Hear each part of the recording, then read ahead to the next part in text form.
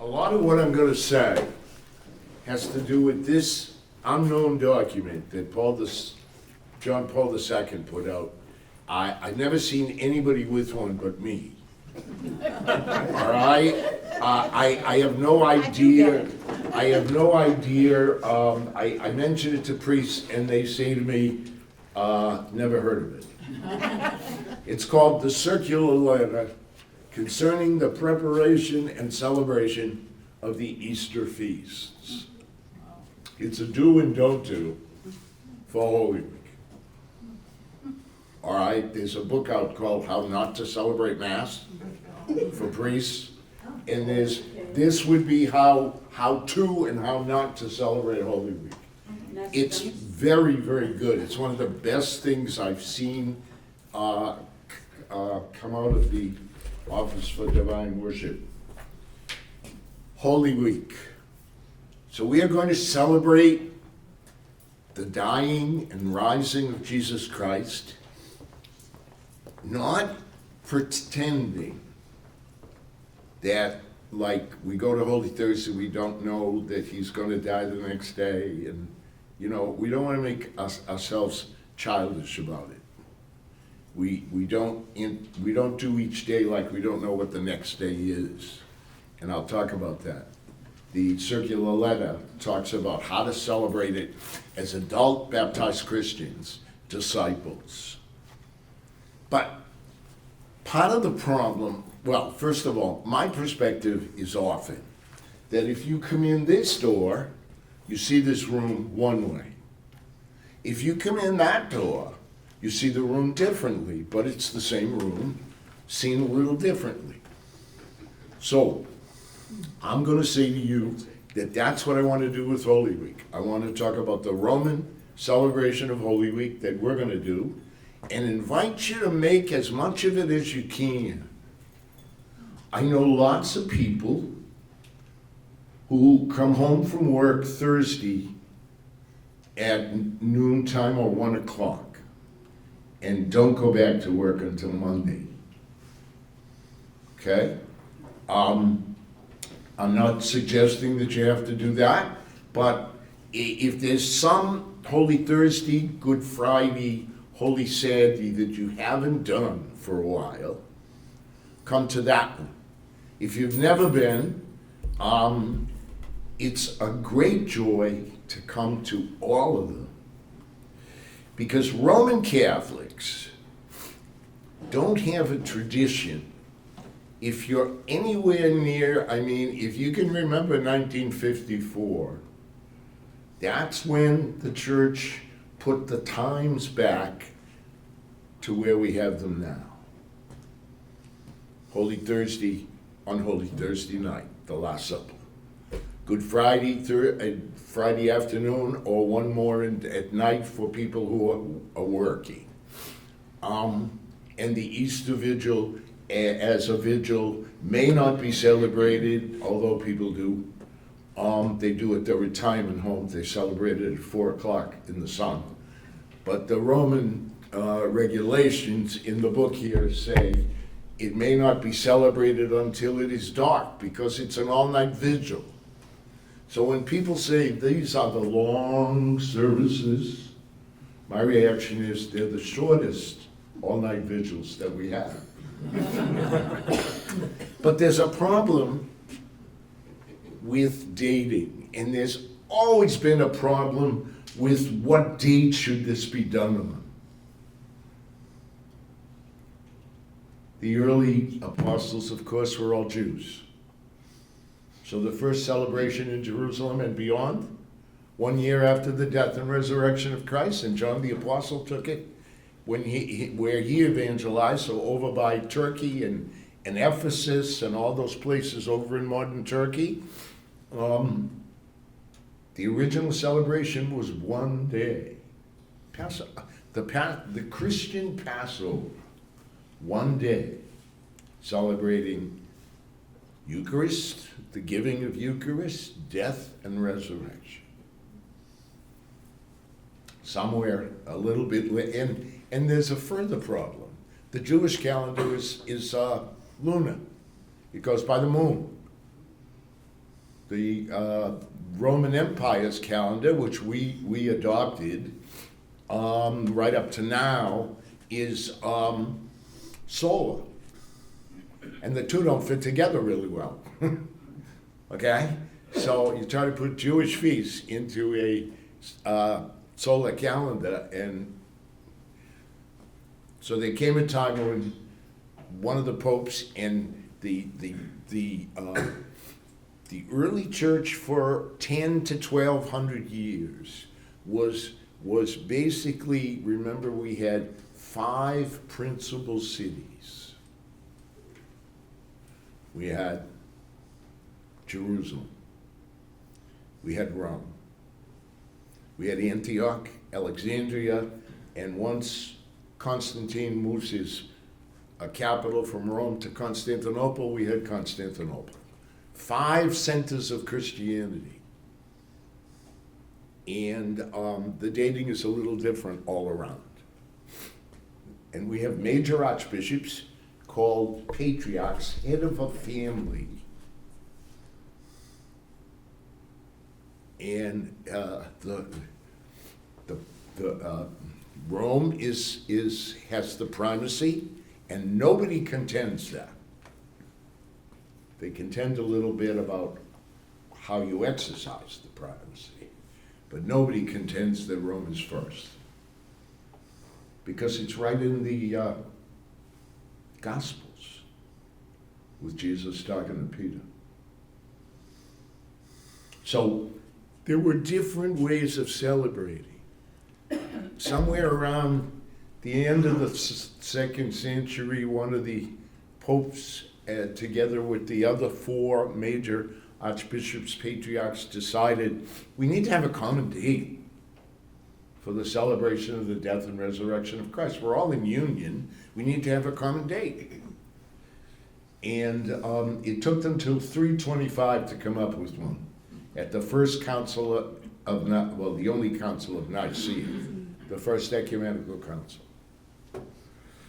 And they came up with a formula according to the usage of Alexandria and Rome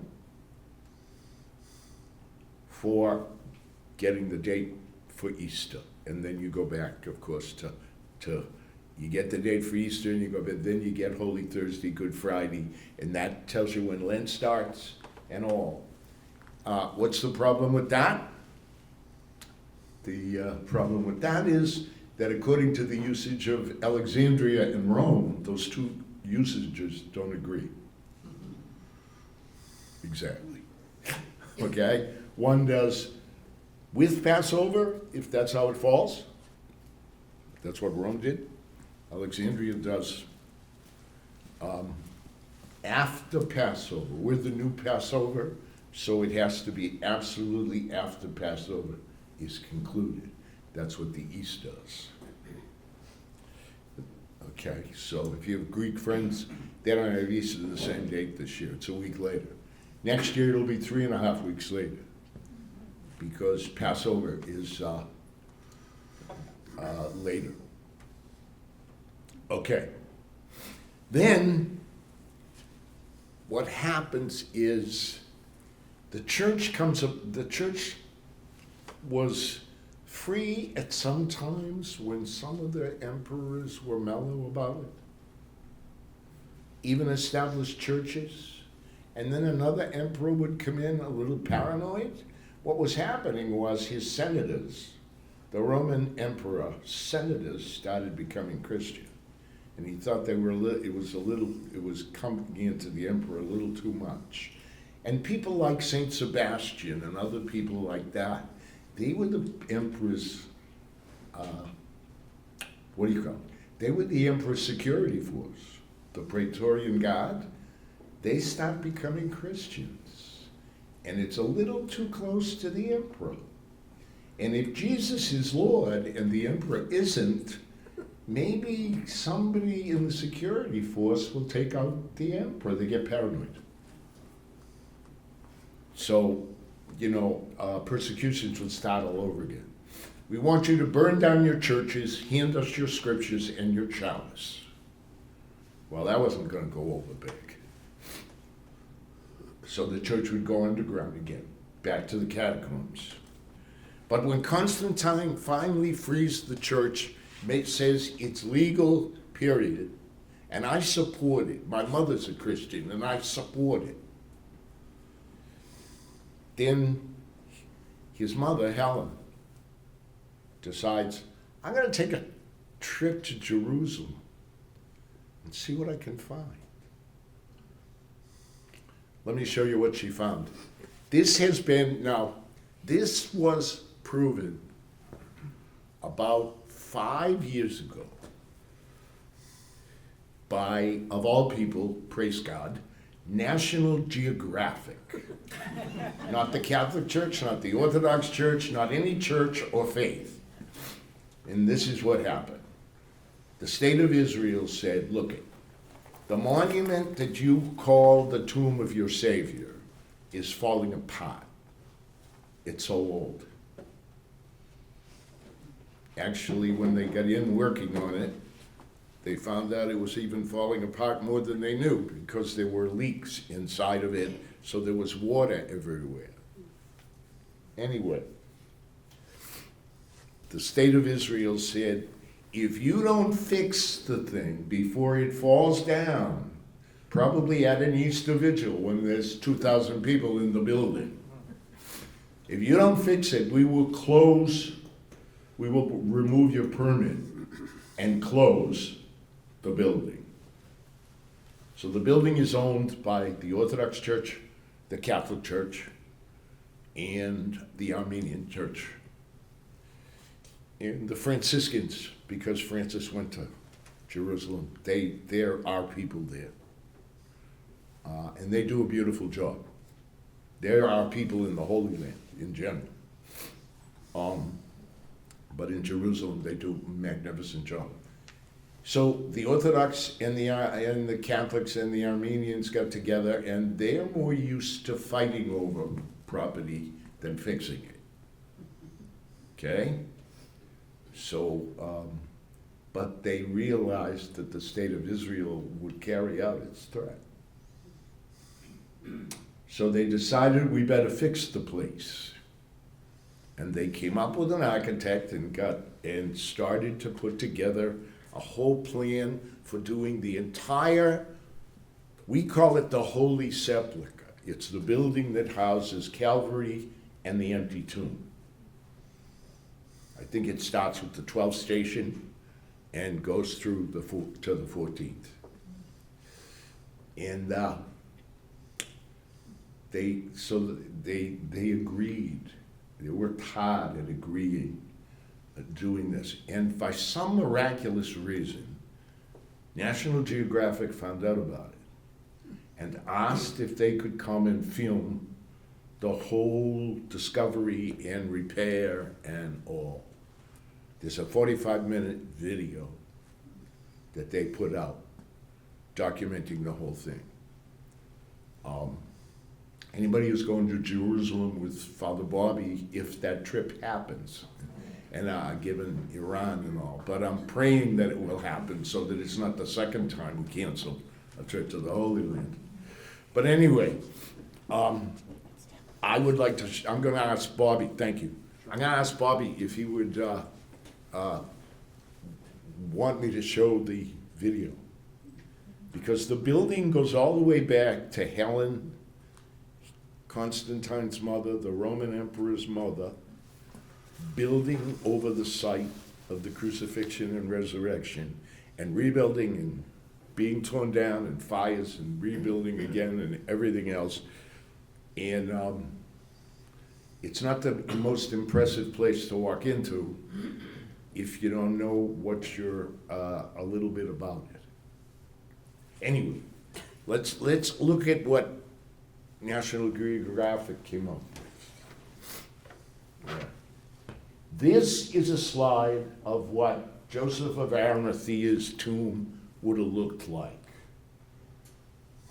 So you have an anteroom out here, and then you have a stone that's closed over it, and the dead body here on a shelf. Got me? Okay. So that's what Joseph of Arimathea would have bought and what he offered to bury Jesus in. And it says no one had ever laid in this tomb, brand new tomb, in a garden. And the next slide, Jim, please. Sure. All right. Now, this is Jerusalem and the gate of Jerusalem here. And this is a rock quarry. And this is Calvary. See, it's outside the city. They would never crucify someone in the holy city. So Jesus was expelled from the city and brought to the rock quarry where he and the two thieves were killed. 140 feet away, here's the tomb. Okay? All right. And this is the ground level. All right, so this is the year 30 or 33 or whatever. How about the next slide? All right, the Emperor Hadrian, who decides he's going to destroy this. He's going to put it under 50 feet of concrete and nobody will ever take a look at it again. Well, of course, the Christians, I think that the Christians, when they came to Jerusalem, would go stand at the rock quarry, knowing that this is where the Lord, there's where the Lord. I don't know if you have respect for historical memory, but the older I get, a lot of the scholars have no respect for historical memory at all. But if I asked you what house you came home to from the hospital, could you take me to the house, even if the house is gone, and show you where the spot is? See, the older I get, the more I think that's fairly reliable. So there were Christians who knew where the site was. Hadrian decides in his new capital, he destroys Jerusalem in the year 7. And then he decides, I'm going to fill this all in and pave it over with stone, and I'm going to make a magnificent Roman temple. And I'm going to obliviate this Christian nonsense. Well, what does he do? He puts a statue here to Aphrodite. It happens to be right over where the Rock of Calvary was. And then, see, by some accounts, but actually now, the statue of Venus is placed right over the site of Golgotha, or Calvary. And then the tomb, they know how many feet away the tomb was. The tomb is here. So, in the days of Hadrian, you could see Christians coming coming and standing at the city wall and looking at this magnificent new Roman city, the Emperor's building. And why are they so fascinated with the temple? And they're not going to tell you why, but they're venerating the place of the cross and the tomb. Next one, please. So Helen comes, and Helen says, I'm taking the Roman temple down, and I'm building the first basilica in Jerusalem. And so she builds this basilica. Okay? And this is the altar and the church here. People enter this way. This is the altar in the church. The altar is here. And you go outside and they cut away a lot of the rock. So the mountain is gone, but there's still the rock and the cross. And then 140 feet away, they build a monument over the cut back tomb.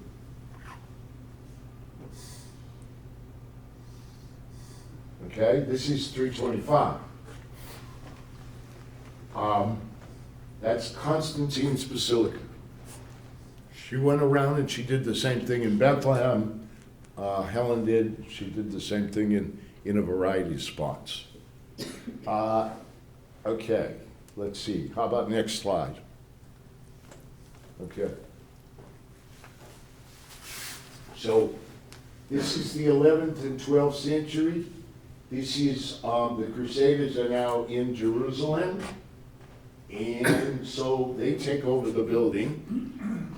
And again, there is the old chapel is rebuilt into 2 floors. The church down here, the tomb, the cross here. The cross would have been enclosed at that point in a silver casket behind the altar at Calvary, taken out on Good Friday for people to venerate. And Helen took pieces of the cross, put them in small silver caskets, and sent them to the 5 centers. Rome has one. Antioch has one. When I gave Dave Campo a altar cloth that has a relic in it from the Eastern Church, so he could say Mass on a plane wing if he had to, or he wouldn't have to carry an altar around. He could say Mass on a Jeep or anywhere he wanted. He said, "Whose relic's in it?" And I said, that was touched to the Holy Cross in Helen's casket in the cathedral in Antioch, which is still there. And you see, the Crusaders rebuilt the monument over this, over the tomb. And it still has an anteroom, and then the room where the shelf is. Has anybody been there? Yeah, I had the advantage of twice saying Mass on the shelf. All right? Knowing that it was below it is another shelf where the Lord himself laid. In Calvary, the altar at Calvary, you can go to venerate the spot where the cross was planted in the ground, but it's under the altar. It's an Orthodox altar. So only Orthodox priests and bishops say Mass there. The Catholics say Mass at they took Jesus down from the cross and placed him in the arms of his mother, the Pietà. That's our altar, which is to the right of. That's why we have Our Lady of Sorrows the day after the triumph of the cross, because it's dedicated to Our Lady of Sorrows, and that's the Roman altar at Calvary. Okay, so that's how the Crusaders lived. And this, what they call the edicule, which is the container over the tomb, it goes back all the way to that 12th century, which is why it was falling apart. And if you picture services in there all the time, and all the churches have Easter candles in there, and 40,000 people come in, lots of people. They fill the place to the point where they have ambulances outside because people faint, and people can even get burnt at the announcement of Easter in the sepulchre because they stand around the tomb. And the patriarch, either the Orthodox one or the patriarch of the Latins, a Roman church, comes out of the tomb with the candle to announce Christ is risen from the dead. But if you got a couple of thousand people standing around there, it's dangerous a bit. So the place has had fires like you wouldn't believe too, because the Orthodox are worse than us in terms of using candles. We're bad, they're worse. Okay, I mean, okay, so let's move on from the 12th century. All right, so this is today. And the interesting thing about today is that this is now, you walk in this way at this point. You walk around and there's the empty tomb. And you have to go up a staircase, climbing up the little bit of the mountain that remains in order to go to the place of the cross where Calvary is. So here's what you see. This is what they call the Eticule. And this is the entrance. And you enter here. And this is the tomb itself. And you see this. This is this slab, when they took it all off to access the water damage and to fix it, they took the slab off and they had the slab tested, carbon dating to see how old it was, and they expected that it was Crusader. But they didn't know that there was going to be much left underneath it, because a head of Iranian Muslims took a sledgehammer to it at one point. The Islam loves Bethlehem because it's the Virgin Mary, whom they venerate as the Virgin Mother of the Messiah. So they come into church on their horses to take over the place, and they see this picture of Miriam giving birth to Jesus, and they just love that. He's the Messiah, he's not Lord. Okay, he's the Messiah and the Christ, but not Lord. He's the anointed one, and but not judge of the living and the dead. So,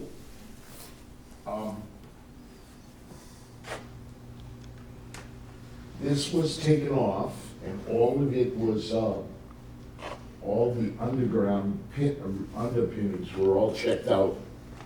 And to their amazement, when they took the Eticule down, it was black with incense and wax and everything else from 700 years of candles and all, okay? And incense.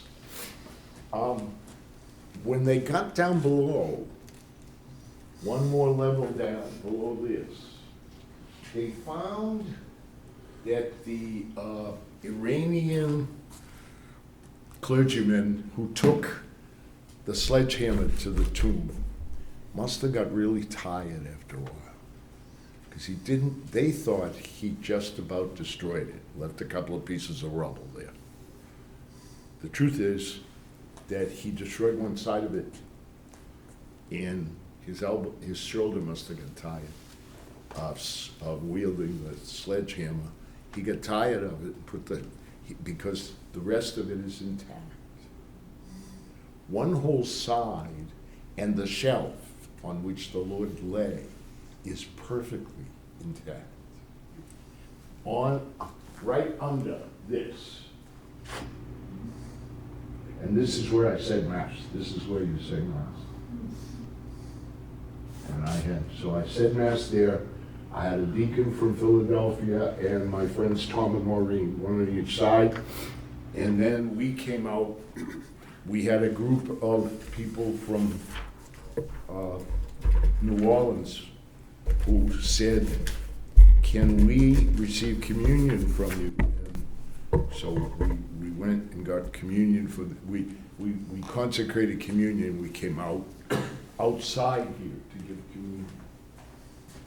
We were kind of in a hurry the second time we did it because there was a Holy Roman Cardinal who was very, did not like waiting for a simple priest to finish. And the Orthodox priest said to me in English, "Father, one of your cardinals is getting impatient." And I said something that said, in Greek, "Not bad." And he looked at me like, I said, "I'm Irish, but I grew up with near Greeks." And he chuckled and said, "Well, we'll keep him waiting." And we finished. In order to give those people communion, we finished. But the video for National Geographic's their exploration walks through the whole process. It's like a 45-minute thing. You might be able to get it on the internet. And it's Newsweek, The Tomb of Christ. Also, one of their magazines was, the whole magazine was the Tomb of Christ. Important. Okay. Let's talk about Holy Week or Great Week. The Easterners call it Great Week. We call it Holy Week. Same difference. So, I have some questions for you. And again, I'm going with this, but it's not generally what we have experienced to some extent. Let me ask you, when does Lent begin? Okay, we got that. When does Lent end? Huh? Wednesday before Holy Thursday. Not quite, but close. When does it end? You said Holy Thursday. Okay, because we're going to reckon, we have, the Roman Church calls it the Triduum, right? The 3 days. But you got to get the 3 days not according to the American calendar, but the Jewish calendar. Because if you end up with doing it the American calendar, you end up with Holy Thursday, Good Friday, and Holy Saturday, which means you've now just left Jesus in the tomb, which is not the idea. Okay? So it's sundown. The regulations say the Mass of the Last Supper is not to be celebrated until at least 5 o'clock.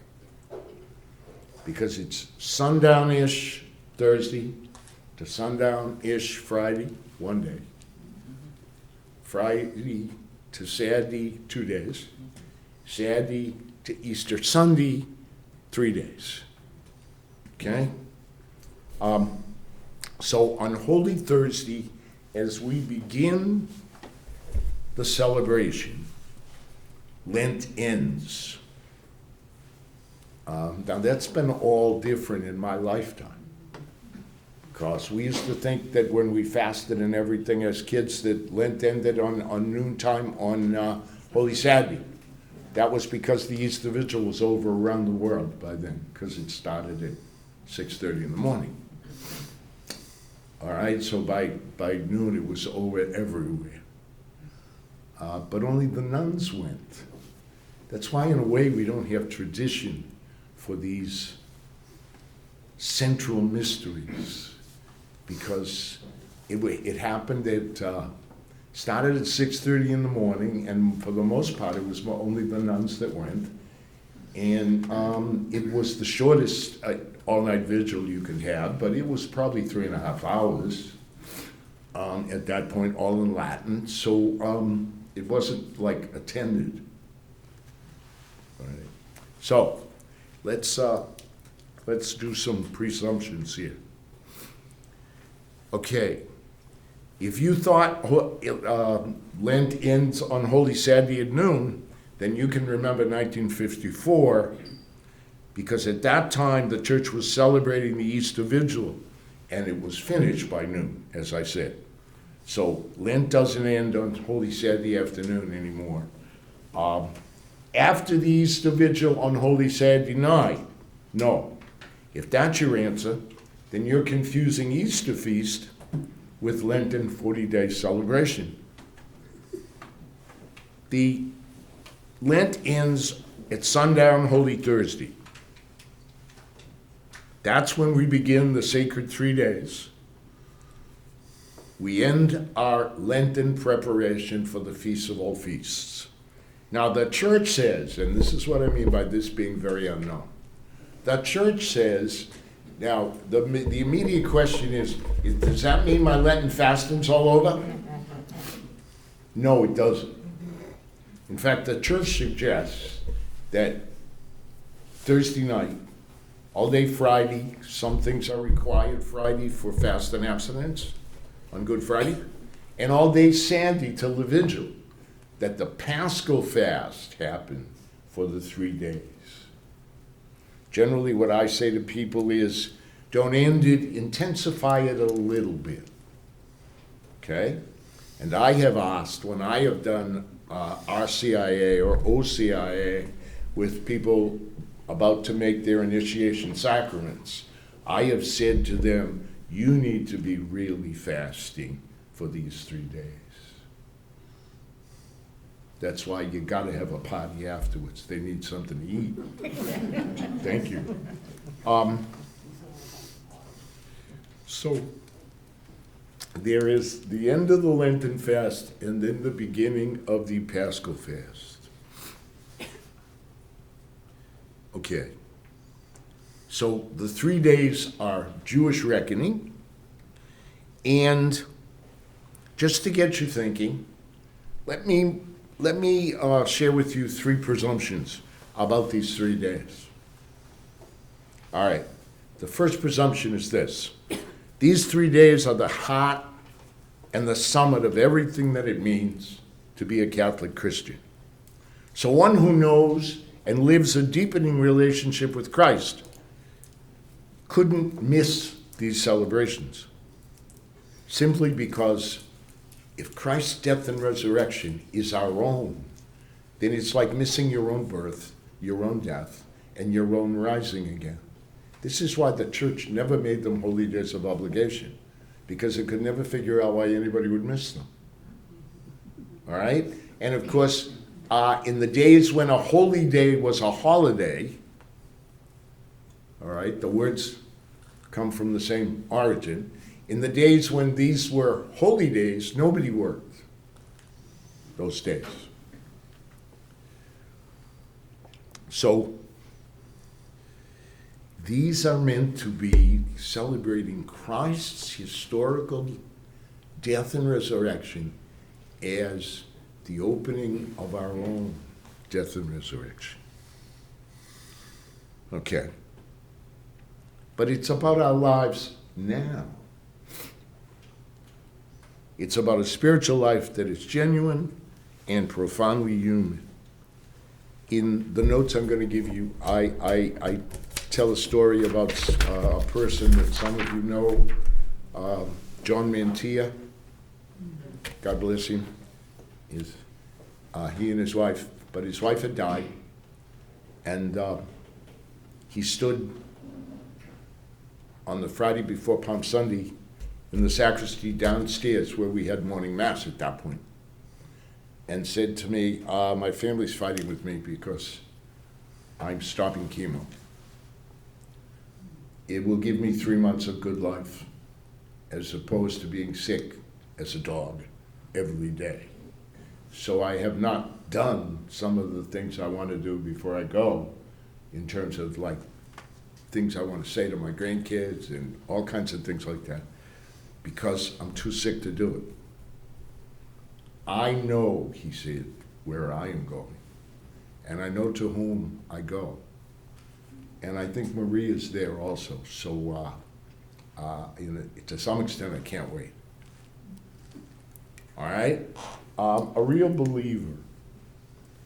But the point was, there was trust and victory in that with him. He had celebrated the death and resurrection of Christ so much, and he said, I look forward to this last one on this earth. Because, and he said, and I already get the kids saying, you're too sick to be able to go to those. And he's saying, no, I need those because I'm so sick. I need to celebrate his dying and my dying in him, which is our baptism, right? And also his resurrection and my rising with him. So the second presumption is it's about you. The third presumption is let's celebrate this realistically. Let's not pretend we're in Jerusalem and we don't know what's happening. It's not a play. All right? Where we're still trying to figure out the plot and we don't know the conclusion. Let's not stand at Holy Thursday and pretend we don't know about Good Friday. The approach to that is it takes us out of our adult Christian life. It makes us something we're not. Because if you attend all three, you'll notice. If you attend all three, you would notice that the first one has no ending. We don't end the way I usually do. Go, the Mass is ended. We don't do that, do we? And on Holy Thursday night, we end with the Eucharistic procession. And then we begin on Friday without the Lord be with you. We don't start like it's new. And we don't have a blessing at the end. We have a prayer over the people on Good Friday afternoon, but we don't, or evening, but we don't say go, the Mass is ended either, because it's not over. Only you have a beginning at the Holy Thursday one, and go in peace, the Mass is ended, alleluia, alleluia. You know that Byzantine alleluia that we struggle to sing? Okay? There's one beginning, Holy Thursday, and one ending at the Vigil. They're one ceremony. And they're about his resurrection and our entering in, because your baptism and your confirmation is about entering into the death and resurrection of Christ. And this is what we're doing. So I don't say it on the notes I gave you, but I say it on my, I said it the first time I wrote this up. I said, now you may think there's Ed Malone again, spinning all his stuff. But this is from the Office of Worship at the Vatican, signed by John Paul II. Okay? So that's an approach for Holy Week. So I think this year Bobby is the celebrant for Holy Thursday. And last year I said to him, have you ever done the oils, the procession with the oils? Because on Tuesday, there'll be a big celebration in the cathedral. Some year, if you're free, if you retire and you have nothing better to do that morning, it's an interesting celebration. The Mass for oils. It's supposed to be done Holy Thursday morning, but there's so much going on Holy Thursday morning, you wouldn't get any of the priests there. So what they end up doing is doing it on Tuesday in this diocese. And so Archbishop Henning will consecrate the oil for catechumens to bless them on their way to baptism. The oil of the sick, which is for anointings. And then most of all, and the principal one, chrism, the baptism oil, confirmation oil, and ordination oil. because that's the oil of the sharing in the priesthood of Christ, in baptism, confirmation, and then with us in. So I said to Bobby, have you ever done the oils? And I was surprised he said no, because his pastor was the master of ceremonies for Cardinal Law for years. And his comment was, the first year I'm here, I'm still getting used to what I've done before, but doing it here. So let's talk about that for next year. So I hope this year we will have the procession with the oils. We certainly have them.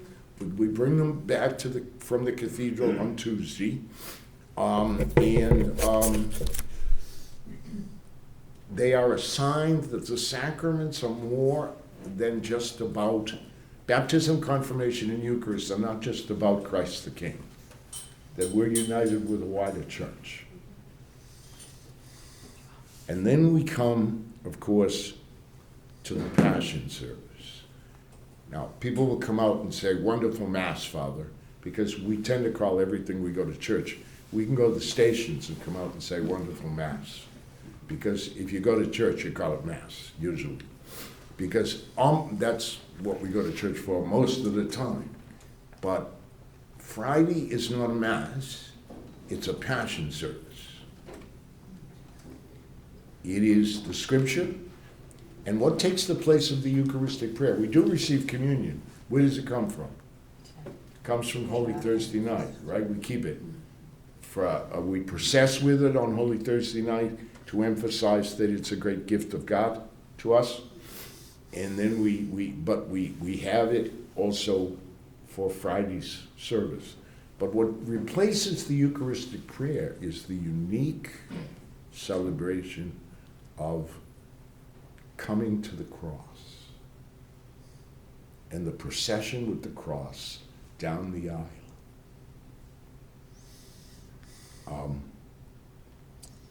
And the Western Church, the Roman Church, tends to do, Paul VI used to call this with the Reform and everything, he used to say, what I'm looking for is a noble simplicity that conveys the ancient mystery of the sacraments and all. A noble simplicity.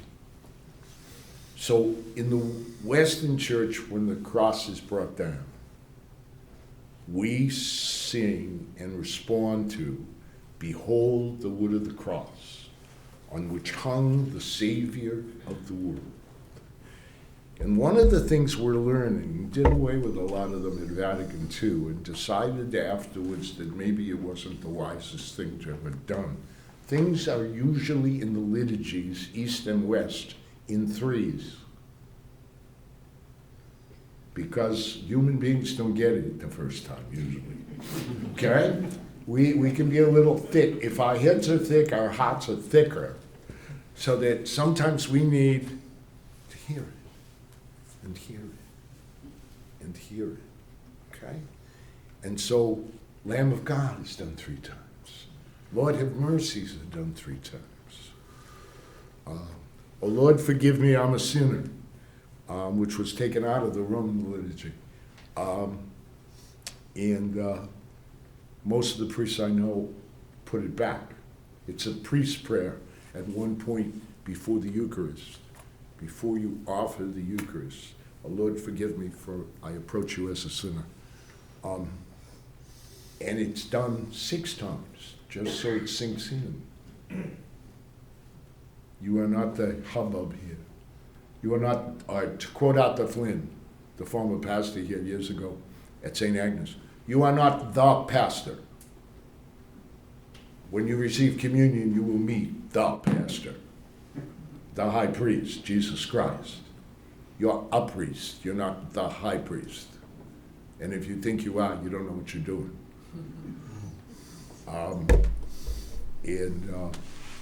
if he heard a priest say, "I am the priest," he would go out of his mind.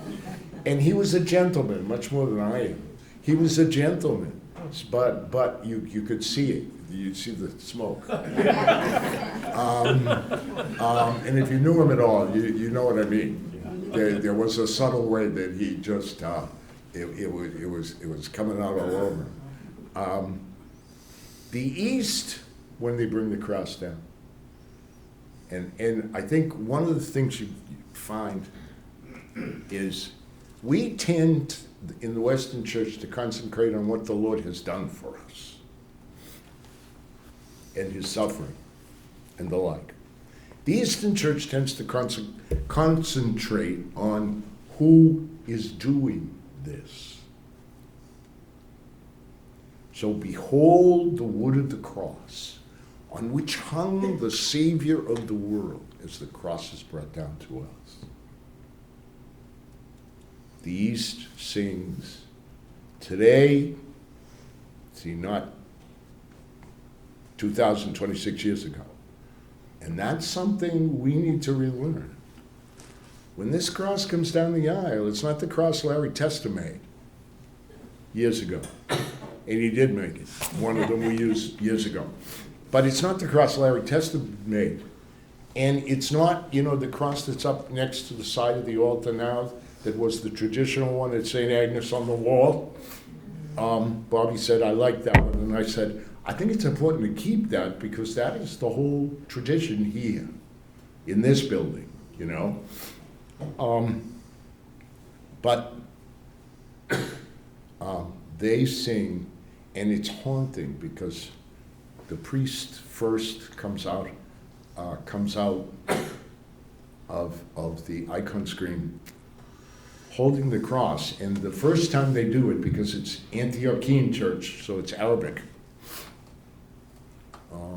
Antioch is in Syria, and so it's the Middle East. He sings it first in Arabic. And it is absolute, I don't know a word of Arabic except Sukran. I don't know, Sukran, yeah. Okay. Sosan there speaks fluent Arabic because she lived in Jordan. No, it's my first language. Right, exactly. I respect that. I saw one of our servers at one of the simple suppers, and he's walking around here, and all of a sudden I hear Polish. And I went, Julian, you speaking Polish? And his father said, we speak it at home so the kids will have both. And I said to him, I said, boy, that's a great link to a career even, being bilingual, But the priest sings, today, he who hung the star, today he is hung upon a cross, who hung the stars in the sky. Today he, who is the bridegroom of the church, is spat upon and spit at. Okay? Contrast between the divine Son of God and what he goes through for you and me. It's haunting. And I'm going to take some people down there. I got to talk to Father Anthony. They're the week after us. And I got to talk to Father Anthony down there to see how many people he'll let me bring, because we can't overwhelm their Holy Week. But I have always gone down there. I've participated in Eastern Holy Week since I was 9 in Cambridge with the kids I grew up with. And to me, Bishop Methodius, when he comes to join Cardinal Sean, or now Bishop Henning, for the Chrism Mass, and he always says, and they always ask him to speak. So he gets up and he always says, I feel privileged because I feel like I have 2 Holy Weeks. I celebrate a little bit on Roman Holy Week, and then I go to celebrate my own. And I said to the week, usually the week after. And I said to him one time, I said, I do that in reverse. I do ours.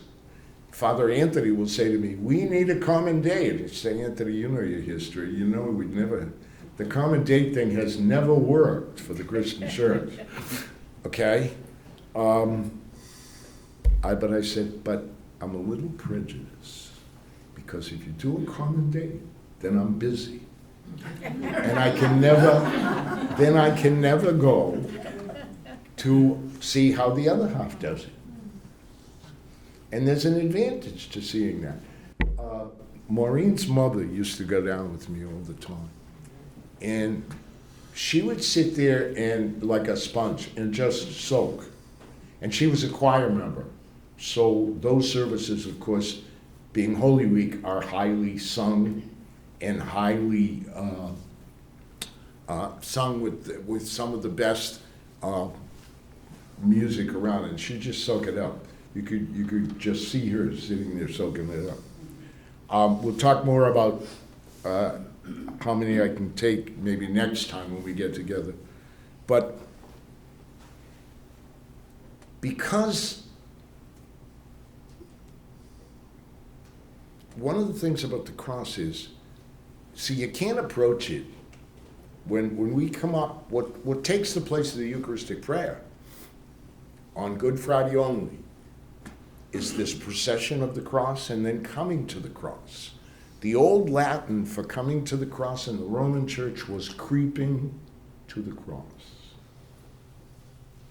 If you go down to the Easterners, you will see what that means. Coming to the cross is an athletic workout. We don't pray with our bodies too much. I noticed Larry Testa when the Eucharist on Friday is put out for adoration. Larry will come down and he will do what we did years ago when we weren't so shy. When the Eucharist was exposed, it was a double genuflection, 2 feet on the ground, and a bow, and then up. The Easterners do it almost like Islam does when you see the pictures of that profound bow. Okay? We tend not to do that. And of course, there's one place in the Roman Church on the Good Friday liturgy, the priests, of course, prostrate.